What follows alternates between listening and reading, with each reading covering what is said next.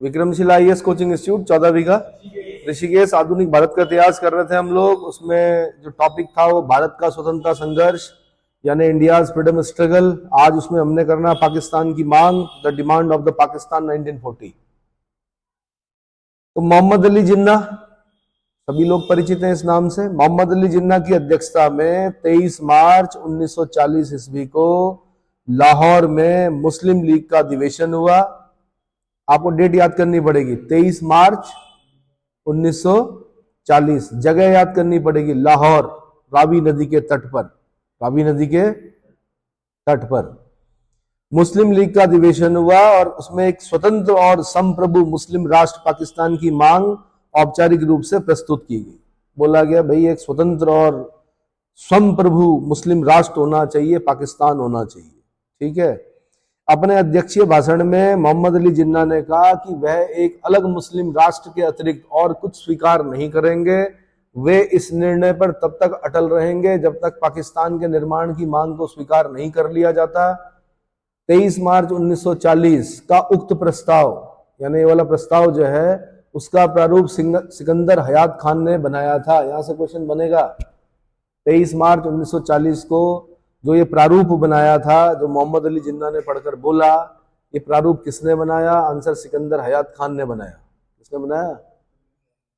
सिकंदर हयात खान ने बनाया। अधिवेशन में प्रस्ताव की प्रस्तुति फजलुल हक ने की थी, जबकि खली कुजम्मा ने प्रस्ताव का समर्थन किया था।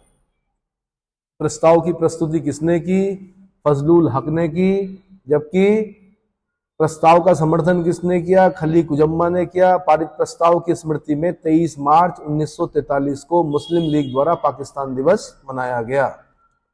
23 मार्च 1943 को मुस्लिम लीग द्वारा पाकिस्तान दिवस मनाया गया। ठीक है।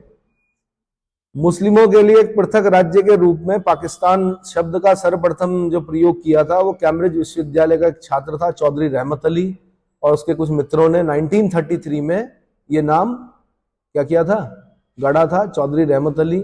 नाउ और नेवर, पेरिस फॉर एवर संज्ञक अपने पैम्पलेट में चौधरी रहमत अली ने पाकिस्तान शब्द अखंड भारत के कुछ प्रांतों को तोड़कर निर्मित किया था। पी से पंजाब था, ए से अफगानिस्तान था, के आई से कश्मीर था, एस से सिंध था, तान से बलूचिस्तान था। तान से क्या था? बलूचिस्तान। हाँ, कश्मीर मिलेगा भी नहीं इन्हें। ठीक है। तो पी से पंजाब, ए से अफगानिस्तान, के आई से कश्मीर और एस से सिंध, तान से बलूचिस्तान। मुसलमानों के लिए सर्वप्रथम पृथक राष्ट्र का विचार की अभिव्यक्ति व प्रस्ताव 1930 में मुस्लिम लीग के इलाहाबाद अधिवेशन में अध्यक्षीय भाषण के दौरान मोहम्मद इकबाल ने रखा था।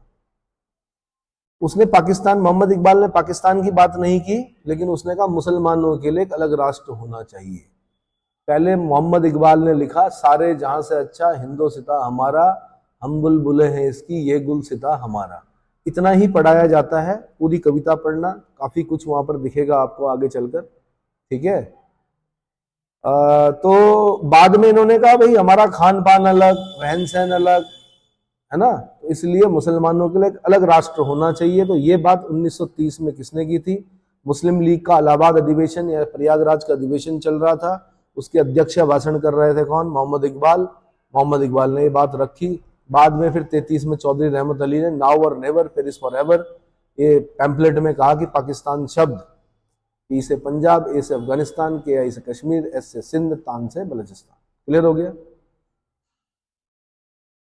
इस भाषण में मोहम्मद इकबाल ने पश्चिमोत्तर भारतीय मुस्लिम राज्य की आवश्यकता का जिक्र किया था। पश्चिमोत्तर भारतीय मुस्लिम राज्य की आवश्यकता का जिक्र किया था। 1937 के बाद मुस्लिम लीग को एक सकारात्मक मंच की आवश्यकता अनुभव हुई। इस परिप्रेक्ष्य में एक प्रस्ताव 1938 से 39 के मध्य प्रस्तुत किए गए। इन प्रस्तावों पर विचार करने के लिए एक उप समिति बनाई गई। समिति ने अलीगढ़ योजना संज्ञक एक योजना प्रस्तुत की। इस योजना का जनक जफरुल हसन और हुसैन कादरी थे। अलीगढ़ योजना के जनक कौन थे? जफरुल हसन और हुसैन कादरी। इसमें 4 मुस्लिम राज्यों पाकिस्तान, बंगाल, हैदराबाद तथा हिंदुस्तान बनाने की योजना पेश की गई, किंतु बाद में भारत के अंदर पाकिस्तान को बनाने की बात अस्वीकार कर दी गई। इतना समझ में आ गया। उसके बाद आता क्रिप्स प्रस्ताव। Cripps proposal 1942। 11 मार्च 1942 को क्रिप्स मिशन की घोषणा की गई। 23 मार्च को यह मिशन भारत पहुंचा। 30 मार्च 1942 को सर स्टेफर्ड क्रिप्स ने अपनी योजना प्रस्तुत की।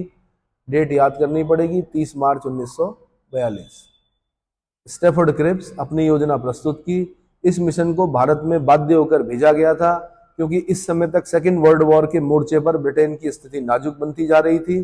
पर्ल हार्बर पर जापानी आक्रमण तथा पूर्वी एशिया में उसकी बढ़ती प्रगति से सरकार घबरा गई थी। जापानियों ने पर्ल हार्बर, अमेरिका के नौसैनिक अड्डे पर उड़ा दिए, कई हजार लोग मार दिए। ये पता है, जापान महाशक्ति बन गया था, मतलब शक्ति बन के आ गया था। सुभाष चंद्र बोस जापानी सेना के सहयोग से भारत पर आक्रमण करने की योजना बना रहे थे। बर्मा में अंग्रेजों की स्थिति नाजुक बनती जा रही थी। ऐसी स्थिति में सरकार और कांग्रेस दोनों ही एक दूसरे के करीब आ गए। संभावित जापानी आक्रमण को आधार बनाकर बारदौली अधिवेशन में कांग्रेस ने सविनय अवज्ञा आंदोलन बंद करने का निश्चय किया। दूसरी तरफ हताशा और निराशा में ब्रिटेन भारत का पूरा और सक्रिय सहयोग पाने के लिए परेशान था, ताकि न केवल जापान को आगे बढ़ने से रोका जा सके, बल्कि युद्ध की तैयारी में उसे भरपूर मदद मिल सके। इस उद्देश्य से क्रिप्स मिशन भारत भेजा गया। चीन, अमेरिका, ऑस्ट्रेलिया ने भी ब्रिटेन पर दबाव डाला वह भारत की राजनीतिक समस्या का उचित समाधान करे।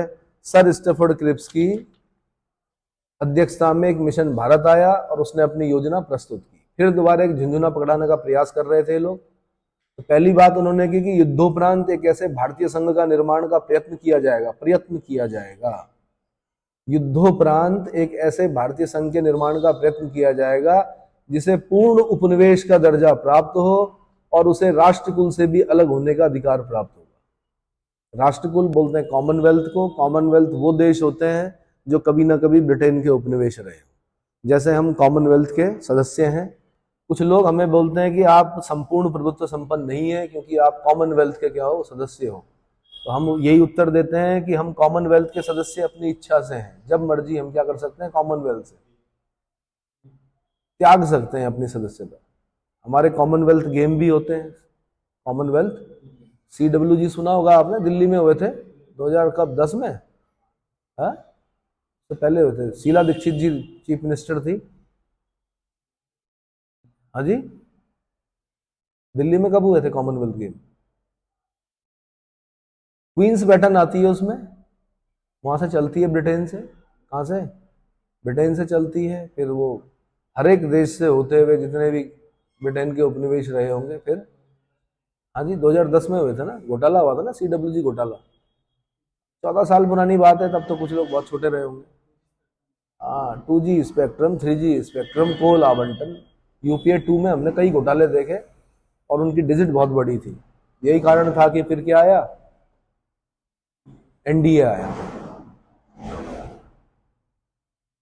UPA 1 के बाद UPA 1 में क्या हुआ था कि आपका ये क्या मनरेगा आया था ना, मनरेगा की वजह से UPA 2 आई। फिर खाद्य सुरक्षा बिल आया, लेकिन देर कर दी UPA ने, वरना UPA 3 भी आती।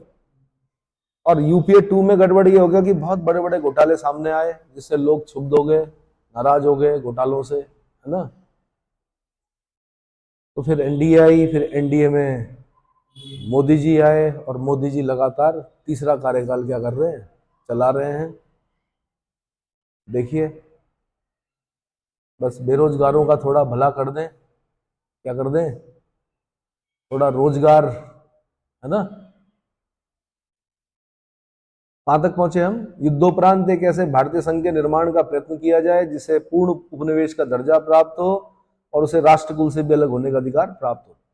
दूसरा, युद्ध के बाद प्रांतीय व्यवस्थापिकाओं के निचले सदनों द्वारा आनुपातिक प्रतिनिधित्व के आधार पर, यानी आनुपातिक प्रतिनिधित्व सुना होगा आपने, by mean proportion, single transferable vote, constitution में पढ़ा होगा ना, एकल संक्रमणीय मत, आनुपातिक प्रतिनिधित्व पद्धति, है ना, बाय मीन प्रोपोर्शन।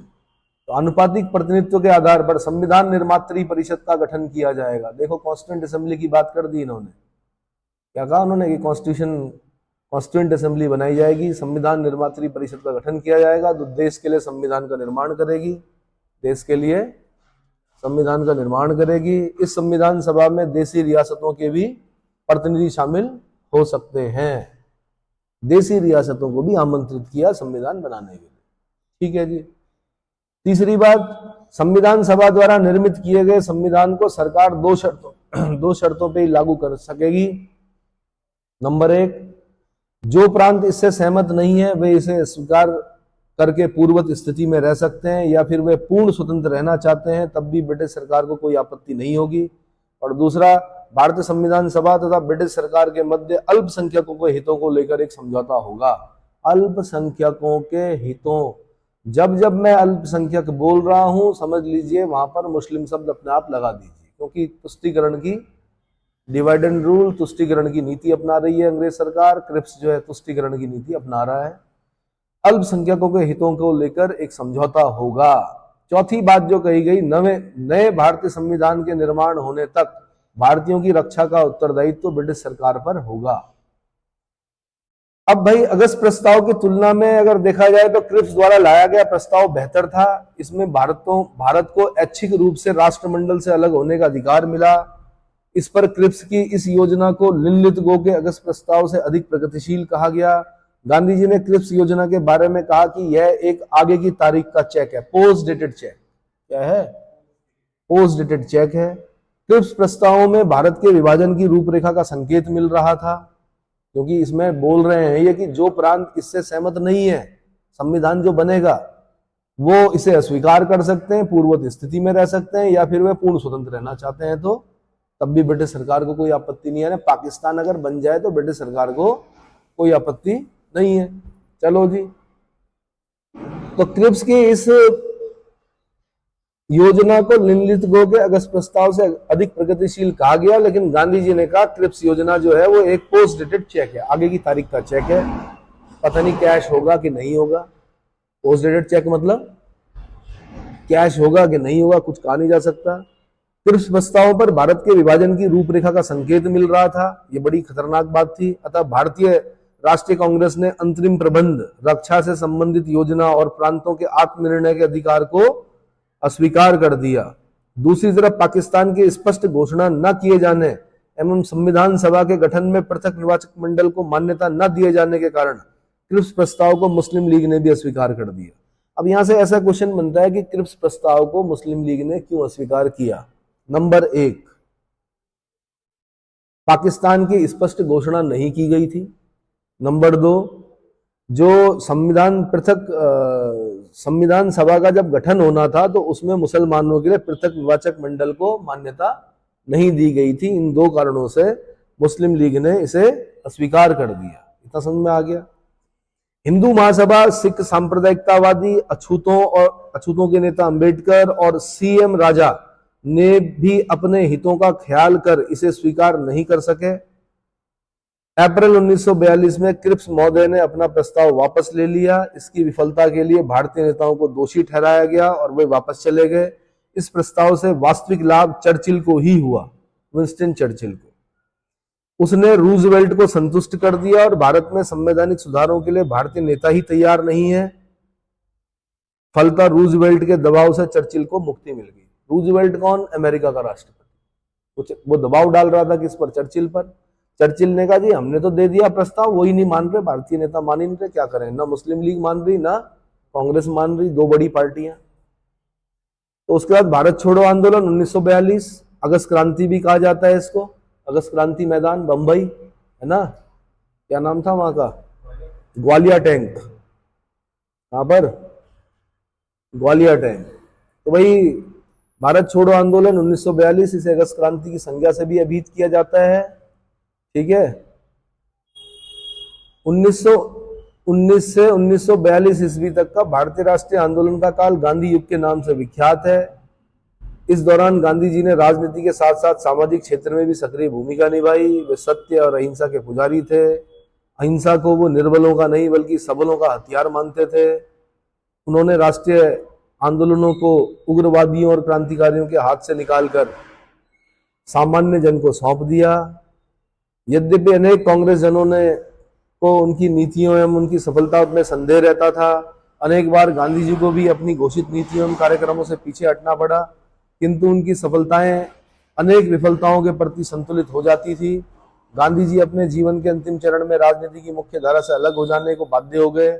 कांग्रेस के लिए उनकी महत्ता समाप्त हो गई। ताराचंद के शब्दों में, गांधी जी उन ज्वाज्वल्यमान व्यक्तियों में से हुए हैं जिन्होंने मानवता को धीरे धीरे शायद लड़खड़ाते और रुके कदमों से उन महान ऊंचाइयों की ओर प्रेरित किया जहां हमारी दृष्टि को मानव एकता, विश्व शांति एवं सर्वेपि सुखिना संतु, है ना, कि बहुरंगी प्रदीप परिदृश्य मिलता है। सर्वे भवन्तु सुखिना, सर्वे सन्तु निरामया। अब हम चलते हैं लास्ट फेज जो है वो टूवर्ड इंडिपेंडेंस यानी स्वतंत्रता प्राप्ति की ओर। तो राष्ट्रीय आंदोलन के अंतिम चरण स्वतंत्रता प्राप्ति की ओर स्वतंत्रता के संघर्ष में एक महत्वपूर्ण स्थान रखता है। इस चरण में राष्ट्रीय नेता जहां अंग्रेज सरकार से राष्ट्र स्वतंत्रता के लिए वार्तालाप में लिप्त थे, वहीं जन समुदाय अथवा उनके संगठित विभिन्न वर्गों ने प्रबल आंदोलन किए और एक ऐसे संघर्ष को जन्म दिया जिससे अंग्रेजों को विश्वास हो गया कि वे शक्ति के द्वारा भारत को और अधिक समय तक अपने अधिकार में नहीं रख सकते। भारत की स्वतंत्रता में कुछ सीमा तक अंतर्राष्ट्रीय परिस्थितियों ने भी योगदान दिया। सेकेंड वर्ल्ड वॉर के बाद ब्रिटेन कमजोर होकर विश्व में द्वितीय श्रेणी के राज्यों के समान हो गया। उसमें यह क्षमता नहीं रही कि वह शक्ति द्वारा भारत को अपने अधिकार को सुरक्षित रख पाता। संपूर्ण विश्व में साम्राज्यवाद के विरुद्ध आवाज खड़ी हो गई थी और ब्रिटेन भी इससे अछूता न रहा। भारत विभाजन राष्ट्रीय आंदोलन के इस चरण की एक अत्यंत दुखदायी किंतु अपरिहार्य घटना थी। इसका प्रमुख कारण मुसलमानों की धार्मिक कट्टरता और उसकी सांप्रदायिक भावना थी। अंग्रेज शासकों ने इस सांप्रदायिकता की भावना को निरंतर पोषण किया। ऐसी स्थिति में लीग के हट और हिंदू मुस्लिम दंगे भारत विभाजन के कारण बन गए। गांधी जी और अबुल कलाम आजाद इसके विरोध करते रहे। गांधी जी ने धमकी भी दी थी कि कांग्रेस का विभाजन मेरी लाश के ऊपर करना होगा, परंतु गांधी की उपयोगिता कांग्रेस के लिए समाप्त हो चुकी थी। नेहरू, पटेल और डॉक्टर राजेंद्र प्रसाद ने गांधी की सहमति लिए बिना ही मार्च 1947 में जिन्ना के दो राष्ट्र सिद्धांत के प्रस्ताव को कांग्रेस कार्यकारिणी समिति में रखा।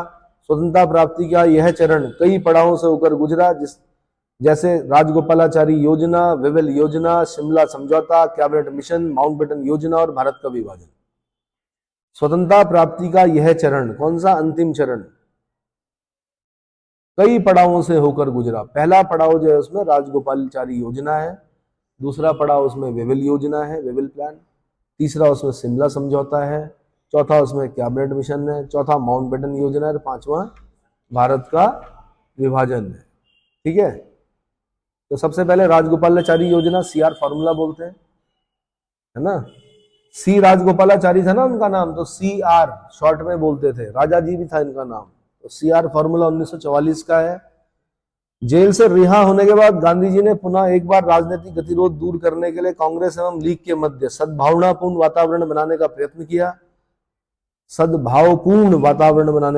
किया। 10 जुलाई 1944 को गांधी जी की स्वीकृति से सी राजगोपालाचारी ने दोनों दलों के बीच समझौते की एक योजना प्रस्तुत की। मुस्लिम लीग स्वतंत्रता की मांग का समर्थन करे तथा अंतरिम सरकार के निर्माण में कांग्रेस के साथ सहयोग करे। मुस्लिम लीग पहली बात क्या की, स्वतंत्रता की मांग का समर्थन करे तथा अंतरिम सरकार के निर्माण में कांग्रेस के साथ सहयोग करे। दूसरा, युद्ध की समाप्ति पर भारत के उत्तरी, पश्चिमी तथा पूर्वी भागों के समीप स्थित मुस्लिम बहुसंख्यक क्षेत्रों की सीमा निर्धारित करने के लिए एक आयोग नियुक्त किया जाए। तत्पश्चात वयस्क मताधिकार प्रणाली के अनुसार इन क्षेत्रों के निवासियों की मतगणना करके भारत से उनके संबंध विच्छेद के प्रश्न का निर्णय किया जाए। यदि ये क्षेत्र भारत से अलग होना चाह रहे हैं या चाहें तो उन्हें अलग कर दिया जाए। मतगणना के पूर्व सभी राजनीतिक दलों को अपना दृष्टिकोण के प्रचार की पूर्ण स्वतंत्रता हो। बंटवारे की दशा में प्रतिरक्षा, यातायात, संचार तथा अन्य विषयों में पारस्परिक समझौते की व्यवस्था हो। निवासियों की अदल बदल उनकी स्वेच्छा पर हो। ये सारी शर्तें उसी दशा में मान्य होंगी जब ब्रिटिश सरकार भारतीयों को पूर्ण स्वतंत्रता तथा उत्तरदायित्व देना स्वीकार कर ले। गांधी जी ने इस फॉर्मूले पर जिन्ना को मनाने की काफी प्रयत्न किया और उन्हें पहली बार कायदे आजम यानी महान नेता की उपाधि से संबोधित किया। अब ध्यान रखना, यहां से क्वेश्चन बनेगा, मोहम्मद अली जिन्ना को कायदे आजम किसने कहा, महान नेता किसने कहा, महात्मा गांधी ने कहा। मरता क्या ना करता वाली स्थिति हो गई थी कि भाई मान लो, और तरीका सही भी था यार। एक बार क्या कराते, हाँ जी, वयस्क मताधिकार कराते, पूछ लेते, हाँ भैया कहाँ अलग होना है, निकलो अलग हो जाओ। जैसे भाइयों का बंटवारा होता है, बड़े बूढ़े आते हैं बीच में, 4 भाई हैं, बोलते हैं अभी क्या चाह रहे हो तुम, साथ रहना चाह रहे हो, चूल्हा एक होना चाहिए, अलग अलग, जी अलग अलग, तो ठीक है भाई अलग हो जाओ, कहानी खत्म, है ना। वो स्थिति नहीं होनी चाहिए कि रोज सर फूट रहे हैं घर के अंदर। तो सबके चूल्हे क्या अलग अलग जलेंगे, सबका अपना खाना बनेगा और वो लाखों सालों तक जीवित रहेंगे। ऐसा होता है कभी? 100 साल तो होती है उम्र खाली। एक साथ जन्म लेते हैं भाई लोग, है ना, उसके बाद क्या होता है, बड़े होते हैं, फिर क्या होता है, फिर अब जो भी होता है फिर जुदा हो जाते हैं। चलो, तो आनंद किस में, न्यूक्लियर फैमिली में या संयुक्त परिवार में? तो दोनों के अपने अपने लाभ और अपनी अपनी हानियां हैं। और ध्यान रखना, संयुक्त परिवार के लाभ ज्यादा है। हो सकता है कि 1 किलो सेब में 1 टुकड़ा कम मिले आपको या आपके बच्चों को, लेकिन ये भी ध्यान रखना कि आपके बच्चे कब बड़े हो जाएंगे, चाचा ताऊ ताई दादा दादी के बीच में पता ही नहीं चलता। न्यूक्लियर फैमिली में बच्चे पालना क्या क्या हो जाता है, बहुत कठिन हो जाता है भाई। और फिर वो बच्चे कैसे होते हैं, वो बच्चे 6 पॉकेट सिंड्रोम के शिकार हो जाते हैं। न्यूक्लियर फैमिली है, मम्मी भी कमा रही है, वो भी खिलौने ला रही, पापा भी कमा रहे, वो भी खिलौने ला रहे, ठीक है, दादा भी ला रहे, दादी भी ला रही, नाना भी ला रहे, नानी भी ला रही। 6 जगह से खिलौने मिल रहे बच्चे को, बाहर कहीं जा नहीं सकता, खेलने कहीं जा नहीं सकता, सॉलिटेयर हो जाता है। फिर वो फिर क्या होता है,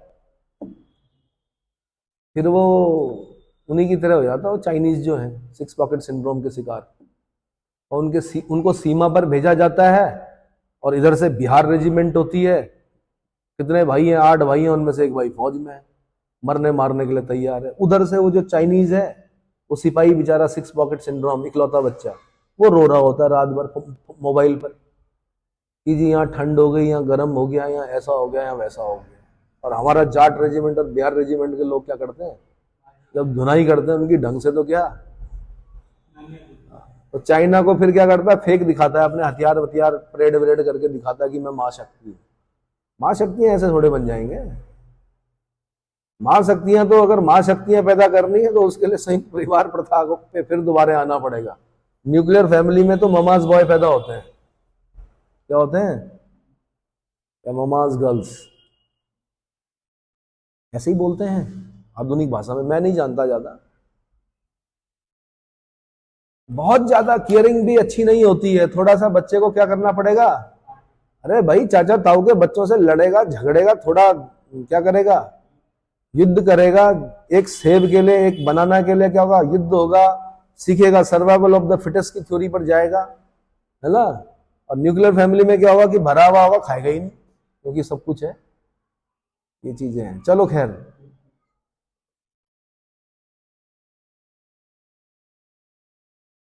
तो भाई गांधी जी ने जिन्ना को बहुत समझाने का प्रयास किया, कायदे आजम महान नेता की उपाधि दी।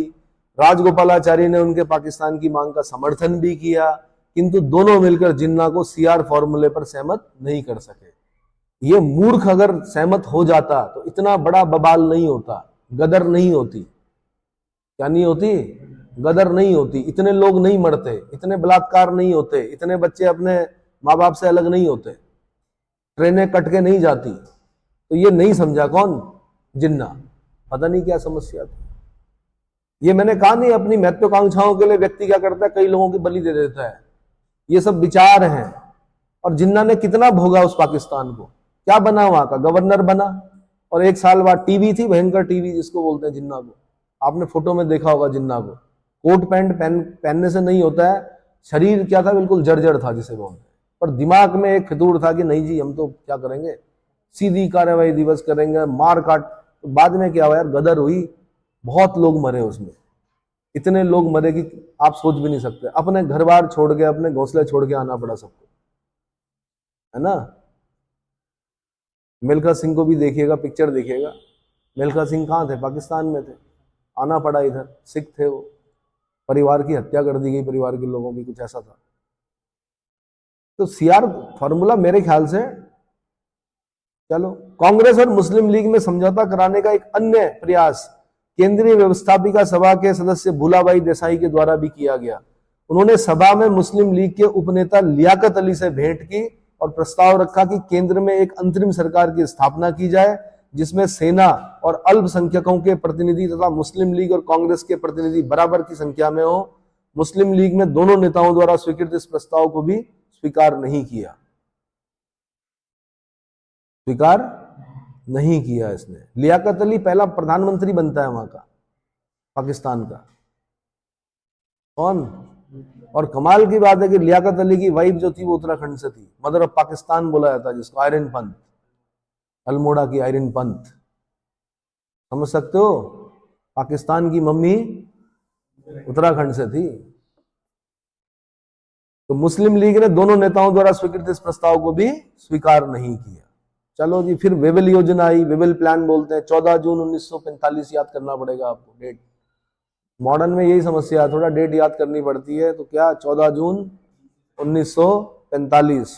1945 में मित्र राष्ट्रों की सफलता के साथ द्वितीय विश्व युद्ध समाप्त हो गया। 21 मार्च 1945 को वेवल भारत में व्यापक गतिरोध को दूर करने के लिए अचानक लंदन गए और वहां पर प्रधानमंत्री विंस्टन चर्चिल और भारत मंत्री यानी secretary of state for India emery से परामर्श करने के बाद, एमरी को याद रखना है, से परामर्श करने के बाद 14 जून 1945 को भारत लौटे और भारतीयों के समक्ष एक नई योजना रखी जिसे वेवल योजना कहते हैं। प्रमुख बातें क्या थी? नंबर 1, वायसराय की कार्यकारिणी परिषद को पुनर्गठित किया जाए तथा उसमें सभी दलों को प्रतिनिधित्व दिया जाए, सभी दलों को, ठीक है, प्रतिनिधित्व दिया जाए। दूसरा, परिषद यानी काउंसिल में वायसराय या सैन्य प्रमुख के अतिरिक्त से सभी सदस्य भारतीय होंगे तथा प्रतिरक्षा विभाग वायसराय के अधीन होगा। प्रतिरक्षा विभाग किसके अधीन होगा? वायसराय के अधीन होगा। कार्यकारिणी परिषद में मुस्लिम सदस्यों की संख्या सवर्ण हिंदुओं के बराबर होगी, सवर्ण हिंदुओं के बराबर होगी। चौथा, कार्यकारिणी परिषद एक अंतरिम राष्ट्रीय सरकार के समान होगी। गवर्नर जनरल बिना कारण निषेधाधिकार का प्रयोग नहीं करेगा, वीटो का प्रयोग नहीं करेगा। पांचवा, कांग्रेस से रिहा किए गए तथा शीघ्र ही शिमला में एक सर्वदलीय सम्मेलन बुलाया जाएगा। कांग्रेस के नेता रिहा किए जाएंगे और शीघ्र ही शिमला में एक सर्वदलीय सम्मेलन बुलाया जाएगा। छठी बात की कि युद्ध समाप्त होने के उपरांत भारतीय स्वयं ही अपने संविधान का निर्माण करेंगे। इतना समझ में आ गया? अब क्या होता है? शिमला सम्मेलन होता है, शिमला कॉन्फ्रेंस 1945, क्योंकि शिमला सम्मेलन की बात की गई थी वेवल योजना में। तो वेवल के तहत 25 जून से 14 जुलाई 1945 तक शिमला में एक सम्मेलन बुलाया गया। डेट याद करनी पड़ेगी, 25 जून से 14 जुलाई 1945। कभी आप अगर हिमाचल पीसीएस देने जाओगे, एचएएस बोलते हैं, हिमाचल एडमिनिस्ट्रेटिव सर्विस, वहां पर यह क्वेश्चन बनेगा आपका, कब से कब तक चला जी शिमला सम्मेलन? 25 जून से 14 जुलाई 1945 तक। 21 प्रतिनिधियों ने भाग लिया। सम्मेलन में भाग लेने वाले प्रमुख नेता जो थे, अबुल कलाम आजाद, जवाहरलाल नेहरू, सरदार पटेल, खान अब्दुल गफ्फार खान, ये कांग्रेस से थे। मोहम्मद अली जिन्ना, नवाब इस्माइल खान, लियाकत खां, अब्दुल रब निश्तर, ये मुस्लिम लीग से थे। मास्टर तारा सिंह, ये अकाली नेता थे। इन सब ने भाग लिया। गांधी जी ने सम्मेलन में भाग नहीं लिया था, यद्यपि सम्मेलन के समय वे शिमला में ही थे। सम्मेलन का आरंभ बड़े आशामय वातावरण में हुआ था, किंतु शीघ्र ही सांप्रदायिक मतभेद के कारण निराशा में बदल गया। कार्यकारिणी परिषद के सदस्यों की नियुक्ति के संबंध में मिस्टर जिन्ना का कहना था कि उसमें जितने भी मुसलमान होंगे वे सब लोग कहां से होंगे? मुस्लिम लीग से होंगे। कहां से होंगे? क्योंकि कांग्रेस हिंदुओं की और मुस्लिम लीग मुसलमानों की संस्था है। कांग्रेस ने कहा बेवकूफ हो गए हो क्या? इसको, जिन्ना को। कांग्रेस ने कहा पहले तुम भी तो कांग्रेस में थे, एक खान अब्दुल गफ्फार खान, ये मुसलमान नहीं है क्या? अब्दुल कलाम आजाद, ये मुसलमान नहीं है? उन्होंने कहा मुसलमान और हिंदुओं दोनों की संस्था है। कांग्रेस ने कहा, क्या कहा? कि ऐसा नहीं होगा कि सारे मुसलमान लीग करेगी तय, ठीक है? जिन्ना की इस विचारधारा से कांग्रेस सहमत नहीं थी, क्योंकि वह अपने को एक राष्ट्रीय संस्था मानती थी। अनुसूचित जाति के नेताओं ने पृथक नामांकन का अधिकार मांगा। अनुसूचित जाति के नेताओं ने क्या मांगा? पृथक नामांकन का अधिकार मांगा। कांग्रेस और लीग का समझौता न हो सका, अन्य दलों में भी मतैक्य नहीं बन पाया। 14 जुलाई 1945 को वायसरॉय ने सम्मेलन को असफल कहकर समाप्त कर दिया। भारत में आम चुनाव, जनरल इलेक्शन इन इंडिया 1945। जुलाई 1945 में इंग्लैंड में चुनाव हुए, जिसमें लेबर पार्टी को बहुमत मिला। विंस्टन चर्चिल की जगह अब क्लेमेंट एटली कौन बने प्रधानमंत्री? लेबर पार्टी के। जब भारत आजाद हुआ उस समय कौन था प्रधानमंत्री ब्रिटेन का? क्लेमेंट एटली। लेबर पार्टी भारत के प्रति उदार दृष्टिकोण रखती थी। उसे भारत की समस्याओं के समाधान के लिए वेवेल को इंग्लैंड बुलाकर उससे बातचीत की। एटली ने सर्वप्रथम भारत में प्रांतीय और केंद्रीय विधानसभाओं के लिए चुनाव करवाने की भी घोषणा की। 1945-46 के चुनावों में सामान्य स्थानों पर कांग्रेस को और मुसलमानों के लिए आरक्षित स्थानों पर लीग को सफलता मिली। दिसंबर 1946 में विधानसभाओं के चुनावी परिणाम सामने आए, जिसमें लगभग 1585 सीटों में से 943 पर कांग्रेस, 425 पर लीग विजयी हुई। केंद्रीय विधानसभा के 102 सीटों पर कांग्रेस ने 59 सीटें, कितनी बहुमत में आ गई कांग्रेस, और लीग ने मात्र 30 सीटें। अकाली दल ने 2, निर्दलीय ने 3 और यूरोपियनों ने 8 स्थान मिले। इस प्रकार प्रांतों में भी कांग्रेस को बहुमत मिला। 11 प्रांतों में से 8 यानी बंबई, मद्रास, संयुक्त प्रांत, बिहार, उड़ीसा, असम, मध्य प्रांत और उत्तर पश्चिमी सीमा प्रांतों में कांग्रेसी मंत्रिमंडल बने। कितने में से? 11 में से 8 में कांग्रेसी मंत्रिमंडल बने। बंगाल और सिंध में लीग की सरकार बनी। पंजाब में खिजर हयात खान के नेतृत्व में कांग्रेस तथा अकाली दल की सहायता से यूनियनिस्ट पार्टी की सरकार बनी। इन चुनावों से एक बात बिल्कुल साफ हो गई कि भारतीय मुसलमानों पर अधिक प्रभाव रखने वाली संस्था मुस्लिम लीग ही थी तथा कांग्रेस का मुसलमानों पर विशेष प्रभाव न था, अतः पाकिस्तान बनने की संभावना और भी बढ़ गई। समझ में आ गया? हाँ, क्योंकि जहां जहां मुस्लिम बहुल इलाका था वहां पर लीग जीती, और जहां जहां पर हिंदू बहुल इलाका था वहां पर कांग्रेस जीती। ये बात तय हो गई कि अब पाकिस्तान बनेगा ही बनेगा। अब आगे की डिटेल में समय बताइए। ठीक है, थोड़ा सा बता देता हूं। फिर कैबिनेट मिशन आया 24 मार्च 1946, याद करना पड़ेगा आपको। 24 मार्च, अरे भाई पहले 24 मार्च 1946 याद कर लीजिए। 14 मार्च 1946 को तो प्रधानमंत्री एटली ने घोषणा कर दी कि ब्रिटिश सरकार भारत के सांप्रदायिक और राजनीतिक गतिरोध को दूर करने के लिए कैबिनेट मिशन भारत भेजेगी, जिसके सदस्य कौन होंगे? भारतीय मंत्री। अब यहां से क्वेश्चन बनता है, 3 लोग हैं इसमें, एक है सर स्टैफर्ड क्रिप्स, एक है एबी अलेक्जेंडर, एक है पैथिक लॉरेंस। तो पैथिक लॉरेंस जो है वो भारत मंत्री हैं, secretary of state for India. Stafford Cripps हैं और एबी अलेक्जेंडर। एबी अलेक्जेंडर जो है नौसेना प्रमुख है। ठीक है, ये तीनों सदस्य 24 मार्च 1946 ईस्वी को भारत पहुंचे और भारत को विभिन्न दलों व नेताओं से विचार विमर्श किया। भारत के विभिन्न दलों और नेताओं से क्या किया? विचार विमर्श किया। 16 मई 1946 को कैबिनेट मिशन ने भारत में तत्काल एक अंतरिम सरकार की स्थापना, संविधान सभा का गठन और संविधान निर्माण हेतु एक योजना प्रस्तुत की, जिसको डिटेल में मैं अगले चैप्टर में बताऊंगा आपको। ठीक है, अच्छा जी। तो कहा कि तुरंत एक क्या कीजिए भाई, अंतरिम सरकार का स्थापना कीजिए, संविधान सभा का गठन कीजिए, संविधान निर्माण के लिए योजना। ठीक है, माउंटबेटन योजना, भारतीय स्वतंत्रता अधिनियम के तहत बाद में पढ़ेंगे इसको हम। ठीक है, जुलाई 1946 में कैबिनेट मिशन के अनुसार संविधान सभा के निर्वाचन हुए। निर्वाचन में कांग्रेस को बहुमत प्राप्त हुआ। कैबिनेट मिशन के तहत वाइसरॉय ने नेहरू को अंतरिम सरकार बनाने के लिए अगस्त 1946 में आमंत्रित किया। नेहरू ने स्वीकार कर लिया। मुस्लिम लीग ने जिन्ना के नेतृत्व में इसके विरोध में पाकिस्तान को प्राप्त करने के लिए प्रत्यक्ष कार्यवाही दिवस की धमकी दी। 16 अगस्त 1946 को प्रत्यक्ष कार्यवाही दिवस मनाया गया। प्रत्यक्ष कार्यवाही दिवस मनाया गया भाई। प्रत्यक्ष कार्यवाही दिवस का मतलब समझते हो? 16 अगस्त 1946, हथियार निकालो और मार काट शुरू कर दो। वो दंगे हुए कि उन दंगों का कोई सानी नहीं है जिसे बोलते हैं। तो मैं बता देता हूं प्रत्यक्ष कार्यवाही दिवस क्या हुआ।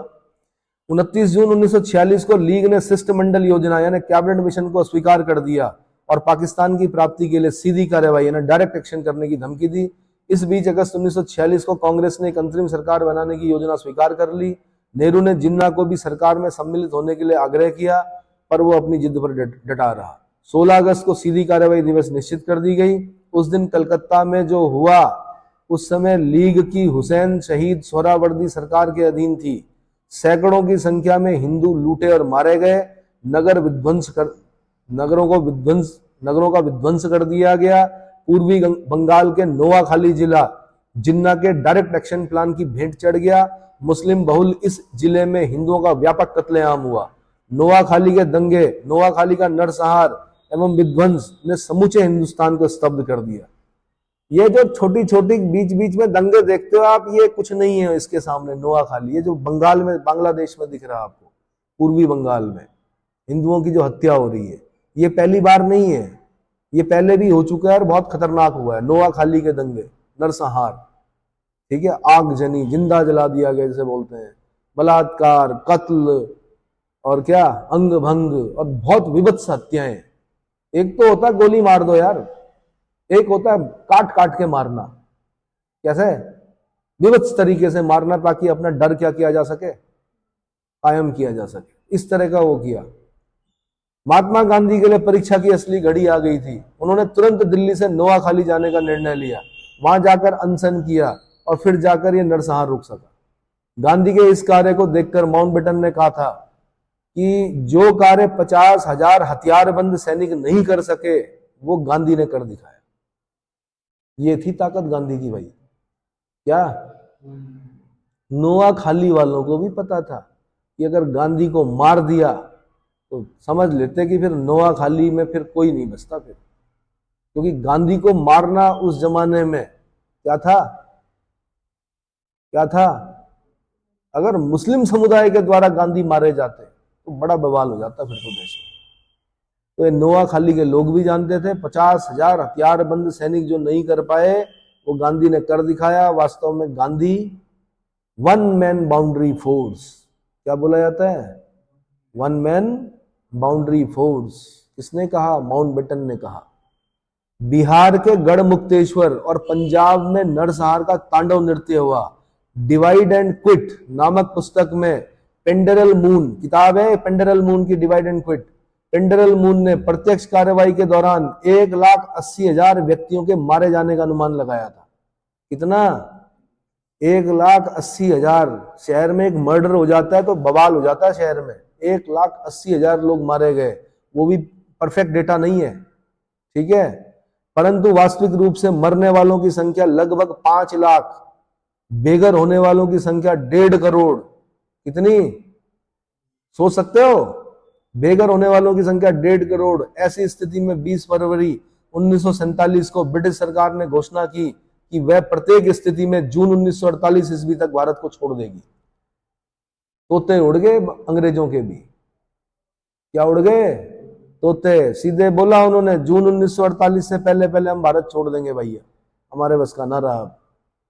इस घोषणा को प्रभावी रूप देने के लिए लॉर्ड माउंटबेटन को गवर्नर जनरल बनाकर भारत भेजा गया। मार्च में पंजाब में भीषण दंगे हुए। सरकार उनकी रोकथाम के लिए कुछ ना कर सकी। हिंदू मुस्लिम दंगों की भीषणता इतनी विकराल हो गई थी कि लॉर्ड माउंटबेटन ही नहीं बल्कि जवाहरलाल नेहरू और सरदार वल्लभ भाई पटेल जैसे कांग्रेसी नेता ने भी भारत विभाजन के लिए सहमत हो गए। तब तक यह स्पष्ट हो गया था कि लीग के सदस्य अंतरिम सरकार में स्थान प्राप्त करके अपनी स्थिति का दुरुपयोग कर रहे थे और अर्थ विभाग को मिस्टर लियाकत अली खां को देकर कांग्रेस ने गंभीर भूल की थी। वित्त विभाग, वित्त मंत्रालय किसको दे रखा था? लियाकत अली खां को दे रखा था। यार तुम पैसा उसके हाथ में दे दिए, दूध की रखवाली के लिए बिल्ली को बिठा दिया, तो बिल्ली क्या करेगी? दूध की रखवाली कभी बिल्ली को देते हैं? नहीं देते। लियाकत अली को दे दिया वित्त मंत्रालय, अर्थ विभाग। भारत विभाजन की एक योजना श्री वीपी मेनन ने प्रस्तुत की और ब्रिटिश सरकार की स्वीकृति लेकर लॉर्ड माउंटबेटन ने उसे जून 1947 ईस्वी में माउंटबेटन योजना में प्रस्तुत किया। वीपी मेनन का नाम मत भूल जाना भैया। इस माउंटबेटन योजना को कांग्रेस और लीग दोनों ने स्वीकार कर लिया। इस आधार पर ब्रिटिश संसद ने 18 जुलाई 1947, डेट याद करनी है आपने, 15 अगस्त 1947 मत करना, 18 जुलाई 1947 को भारतीय स्वतंत्रता कानून बनाया गया। उत्तराखंड पीछे से क्वेश्चन है ये कि भारतीय स्वतंत्रता अधिनियम कब पारित हुआ? 18 जुलाई 1947। 15 अगस्त का इंतजार तो इसलिए किया कि वर्ल्ड वॉर में 15 अगस्त एक इंपॉर्टेंट डेट थी। उस दिन मित्र राष्ट्रों ने धुरी राष्ट्र को क्या किया था? पराजित किया था, इसलिए 15 अगस्त की डेट का इंतजार किया गया। वैसे जो भारतीय स्वतंत्रता कानून है वो 18 जुलाई 1947 को क्या हो गया था? पारित हो गया था। भारत का विभाजन करके 15 अगस्त को भारत और पाकिस्तान नाम के दो राज्यों का निर्माण किया गया 12 बजे रात को। 14 अगस्त को पाकिस्तान मनाता है, 15 अगस्त को हम मनाते हैं स्वतंत्रता दिवस। तो राष्ट्रीय आंदोलन की कहानी भारतीय जनता तथा अंग्रेज सरकार के मध्य संघर्ष और स्वतंत्रता प्राप्ति की अविस्मरणीय गाथा है, जो भारतीय इतिहास में सदैव स्मरण रखी जाएगी। पी रॉबर्ट्स ने लिखा है कि इस प्रकार भारत में 350 वर्ष के व्यापारिक, 2 शताब्दियों के राजनीतिक प्रभुत्व और 100 वर्ष का सर्वोच्च सत्ता के ब्रिटिश काल का अंत हुआ। यह कथन किसका है? आंसर पी रॉबर्ट्स का है। समझ में आया भाई? ऐसे नहीं मिली आजादी और ऐसे नहीं मिला उत्तराखंड, संघर्ष करना पड़ता है। भावी पीढ़ियां उस चीज को नहीं समझ पाती कि क्या संघर्ष करना पड़ा होगा, क्या बलिदान दिए होंगे। फांसी पे झूलना पड़ता है और रो भी नहीं सकते, क्योंकि पता नहीं कहीं गलत मैसेज ना जाए कि रो रहे थे, इसलिए हंसते हंसते फांसी के बंधों पर चढ़ना पड़ता है, तब मिलती है आजादी। ऐसे राज्य भी ऐसे नहीं मिलते हैं।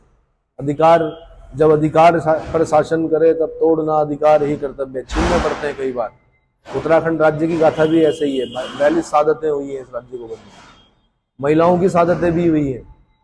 हंसा धनाई, बेलमती चौहान, सुने हो नाम? हाँ जी, चलो जी। अब मैं स्वतंत्र भारत की उपलब्धियां बताऊंगा अगले लेक्चर में, 1947 से 1974 achievements of the independent India. ठीक है, अगले लेक्चर में।